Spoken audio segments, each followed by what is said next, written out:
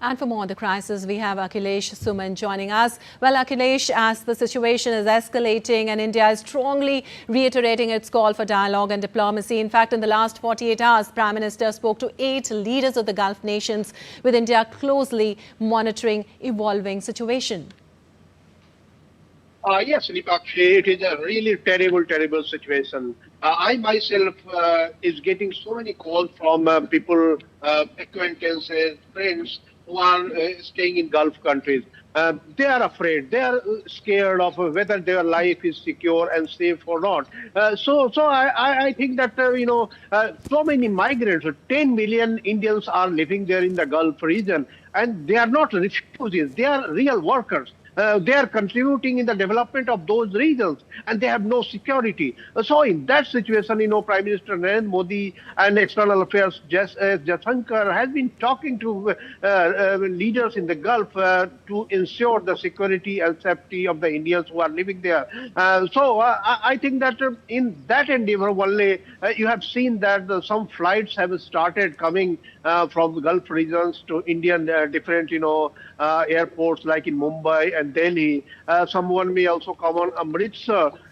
So I think the whole reason of talking to them is not to escalate, requesting them not to escalate the fight between Iran and the Gulf nation, because Israel and US are already in the war. The Middle Eastern countries should not join this war so that it can escalate more, and then the losses will be much more than it is now. Till now, that on the declaration side, you can say that Iranians have declared that they will, attack the American bases only, but their attacks are also on civilians. So it should not increase. And if retaliatory action are taken from the Gulf side against the Iranians, it will escalate more.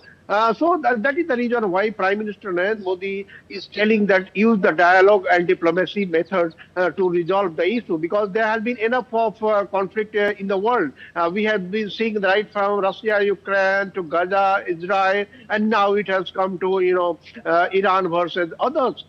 So in that situation, I think India is the only country who is talking so openly to keep restraint by all the parties, all the relevant related parties. And in that way, I think that is the best way to intervene in this present situation, because earlier you have seen that External Affairs Minister Jaishankar also took to European Union counterpart Kaja Kallas, and he also requested Kaja Kallas to use European Union influence over the Gulf region so that the war does not escalate. But the major million-dollar question is that who will talk to Donald Trump, because it is Donald Trump who is, leading the war, and who is, giving direction to the war, and he is telling that the war will continue for 4 or 5 weeks, and if it required more than that. So I think the whole world is at a stalemate now. Whole world is just becoming witness of some situation that is out of their control, and that is why the German Chancellor was there in Washington D.C. yesterday, Right. and he talked to President Donald Trump. French are also now started taking steps so that it should not escalate inside the European Union. You have seen that Cyprus has already been attacked by Iran. Naturally, Iran is in desperation, and they are attacking anywhere possible. They have threatened that Europe should not join this war, otherwise we will also direct our attack.